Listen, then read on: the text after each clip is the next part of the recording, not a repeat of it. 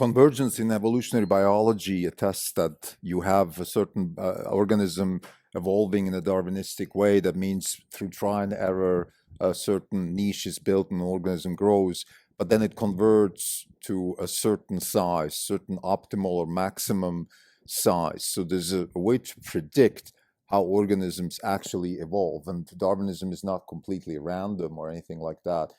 That's the concept, and I want to talk about this because I think it's an interesting idea that can be used in markets. Because first, Darwinism, as it stands, the concept that you have organisms that evolve through mutation or whatever, in terms of building their own niches, and then the organisms building the niche and the niche defined by the organism. All these things apply to business as much as they apply to biology. And I think the idea of convergence actually means that there's a certain way to predict Darwinism, which is something I've discussed with several people on this podcast, and also thought about it a lot. Because is Darwinism really only a theory that tells you, okay, look, things are evolving in a certain way without a grand master plan, without a design, without none of that stuff, but we can't really predict where it's going? Or are there certain things we can predict? And I think this is also very Deutschian. Deutsch says anything is possible as long as it doesn't contradict the laws of physics. So that's a prediction. There's obviously, this doesn't help us a lot in a day-to-day hedge fund setting, but maybe we can go deeper. Maybe we can actually think about, let's say, what's the size of a company? Is a $5 trillion market cap company even possible? Like, we can ask questions like that, and I think this is an interesting concept. This is Not Even Wrong podcast. It's August 14th, 2022. This is Krim Delco. Today is a Sunday. There's no update. Since the last update, we're up about 4%. The market's up about 1%. For the year, we are down 24.2%. The market is down 11.7%. We're underperforming by 12.5%. So the idea of conversion in evolutionary biology, in a nutshell, means that you can predict certain outcomes within an organism building its niche. So we might not be able to predict the niche per se, but once we have an organism building, we can actually sort of say, okay, this is the kind of shape and the kind of competitive landscape we expect. So, for example, mammals have a certain have a certain characteristics, certain properties that help them compete against dinosaurs, help them survive after the apocalypse happened and the dinosaurs got wiped out, and then they evolved. So once that happened, had we been watching this, we could have predicted that there's a certain size of brain that will evolve and sort of reach its maximum. There's a certain size of hands, dexterity. There's a certain size of intelligence, a certain maybe scope of intelligence that will evolve, and that will win relative to other types of intelligence. So that's kind of the idea, and I want to use this concept within business. For example, one of the things that we see often is companies evolve and then stagnate. What we call stagnation, maybe evolutionary biologists would just call a convergence. So, for example, you have a company like Ford, which is incredibly disruptive, changes the world within the U.S. and also globally with the idea of mass producing ICE cars, but then converges to a certain level where innovation stops, where it becomes more of a corrupt political system and all of that stuff. We have a company like Coca-Cola, extremely innovative, extremely disruptive, converges to just another beverage company. We have Walt Disney, very, very disruptive, changing the world of entertainment, converges to a certain, whatever it is. I mean, these are still good companies. You can even invest in them today, but they're certainly not the kind of growth and the kind of change companies that an evolutionary biologist or a disruptive investor would be interested in. And let's say we look at the world at Orange Capital Partners more like evolutionary biologists look at the world. So we like to see massive change when new niches are built, when organisms evolve, create their own new niches, which is a big quote in evolutionary biology, which is the organism defines the niche defines the organism. So it's a reciprocal relationship, and it's a very powerful thing to say that you have, let's say, Coca-Cola creates a niche, which is sizzly, sugary drinks that didn't exist before. Maybe also offering, clean drinks, when you travel, cold drinks, like things like that, and it creates a niche and then grows and becomes the niche. So then they become sort of the company that everybody else wants to emulate, and they become the North Star. Tesla, of course, creates its own niche, luxury electric cars, and then that becomes the incumbent, and so on and so forth. This is also very Clayton Christensen like, where the innovator's dilemma is defined by you first start with a market that doesn't exist, so you create your own niche, and then you become the organism that everybody else wants to emulate, or in other words, you become the company that actually counts when it comes to, okay, where do I want to be? And then if somebody is able to disrupt you, it's usually going to be not in the same exact market, but it's going to be an adjacent market or a completely new market. They create a new niche, and so on and so forth. But within that context, so once, let's say, a company like Tesla has been created, a new niche has been created, luxury electric cars. Now, the question is, okay, will this converge to something? For example, is there a maximum size of a company that we have to assume is most likely to evolve? And the answer to that, I would say, is no. We can't really say that. Now, within the animal kingdom, we could say, look, there's a certain maximum size of an animal, the blue whale, the mammoth, whatever. I mean, those types of animals exist or existed, and they are kind of the largest species that we have. So we don't have an animal which is 10 times bigger than let's say, a human.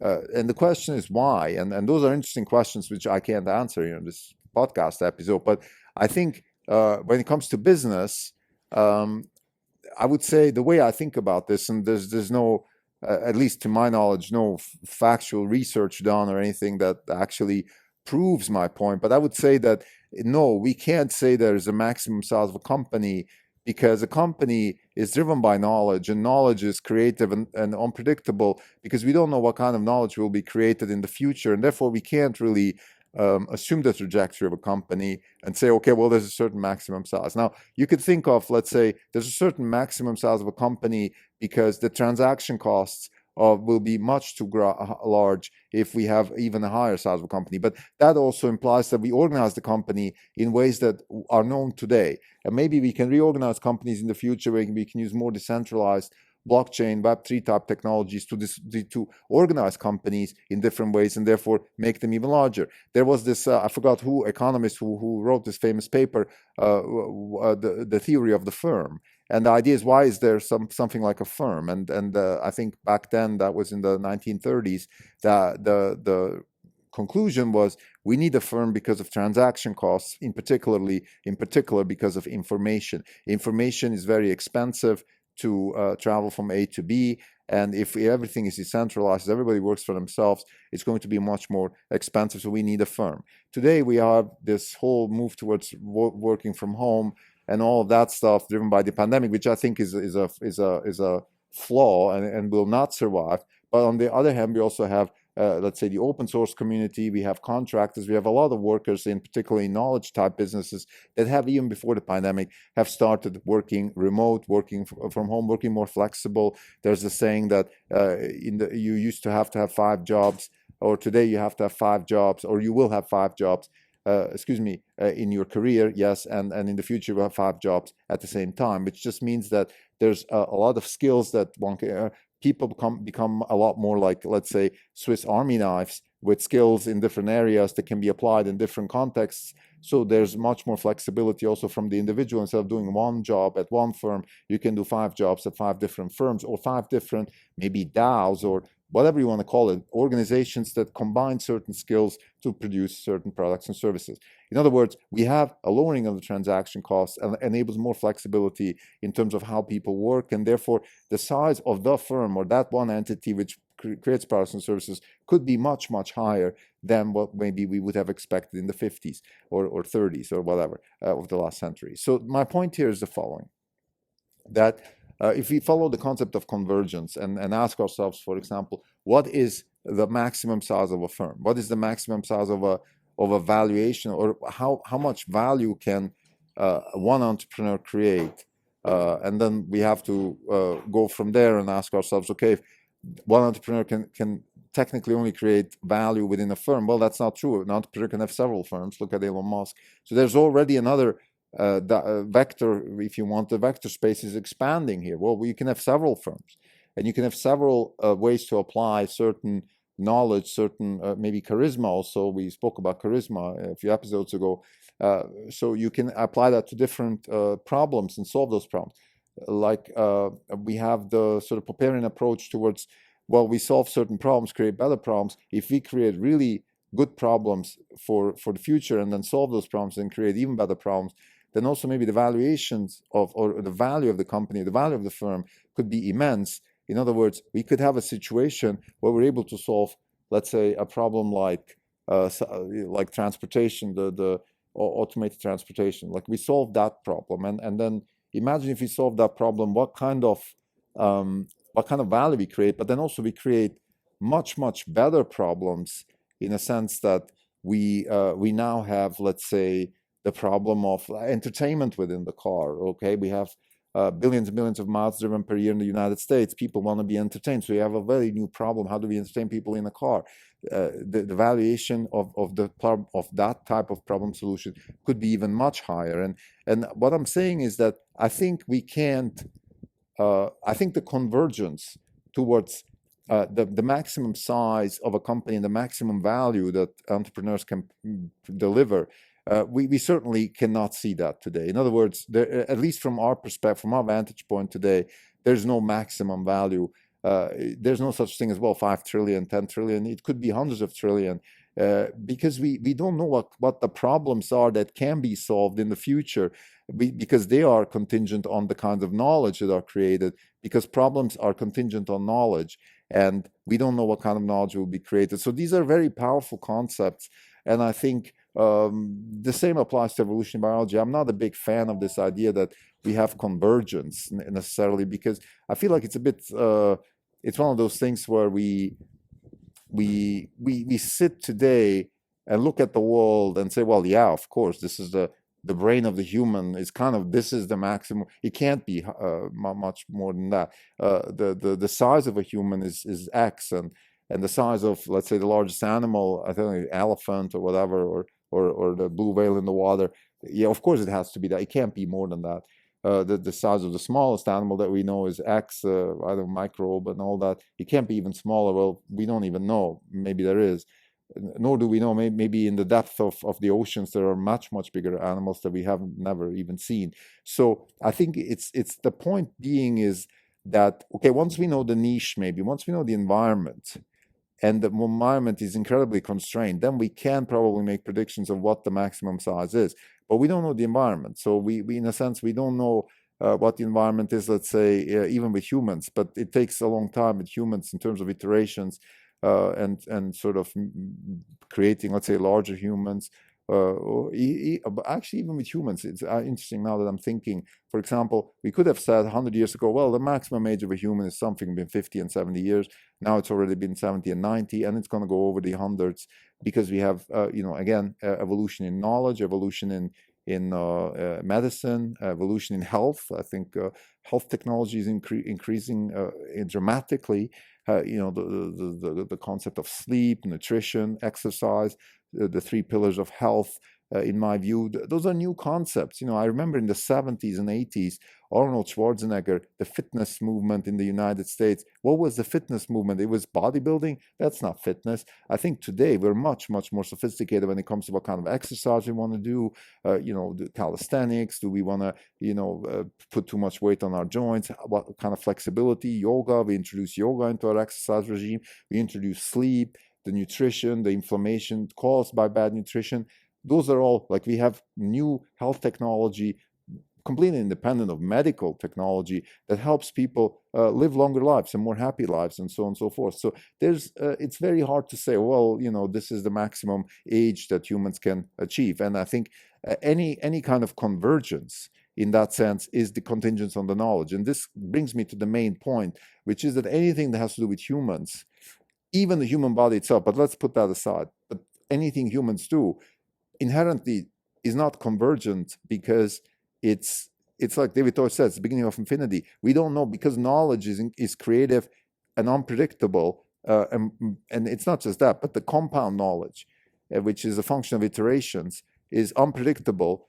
We don't know where the binary tree will go between, let's say, counterfactuals. We do this versus that, and so on and so forth. So therefore, we can't say that there's a maximum size or maximum optimal size of almost anything that is contingent on human knowledge. This is my point in this episode. And this also applies, of course, to investing. So, Tim Cook famously, I think 10 years ago, said when Apple was approaching 1 trillion market cap, that there's no reason Apple cannot be 2, 3, 5 trillion. He was right. And the same applies to Elon Musk today and to the future wealth creators of our generation and the next generations. They will create wealth, and some of them massive wealth that is much higher than we could imagine today, because knowledge will be the defining factor of what kind of wealth can be created, because the problems that are going to be created in the future that can be solved with value creating technologies and products and services, we don't even know what kind of problems will be created. That's the point. And therefore, also, we believe that there's no such thing as convergence within any kind of human endeavor. This is what makes humans so special, that they have this creative ability to create knowledge. So to summarize again, we have this concept of convergence in evolutionary biology, which in certain aspects maybe works, maybe not, but the same concept doesn't apply to humans, because humans have the ability to create knowledge, which is explanatory knowledge, in the words of David Deutsch, which is unpredictable, creative, and therefore, since we don't understand creativity, maybe once we understand it, we might be able to better predict it also. But right now, we don't understand creativity. So where we stand today, we can't also make the point that knowledge is convergent towards, let's say, sizes of companies, value created, knowledge is converging to something. That would be a false statement. And the positive side of this is, of course, it is the beginning of infinity. It is the beginning of almost unlimited potential. And that's the beauty of David Deutsch. That's why David Deutsch is part of our principal stack. Because the beginning of infinity, the nonsensical statement that there's a convergence of size of company, size of value, size of problem that can be solved, it makes no sense to say that, because again, humans have this ability to create explanatory knowledge, which is in essence infinite, and therefore we cannot put any kind of converging maximum values on the potential of these things. The good news, of course, is also that there is the potential to create enormous value for investors and for humanity, and that is the great thing that I think David Deutsch's book opens up, and also this conversation about convergence leads to as a conclusion. Thank you.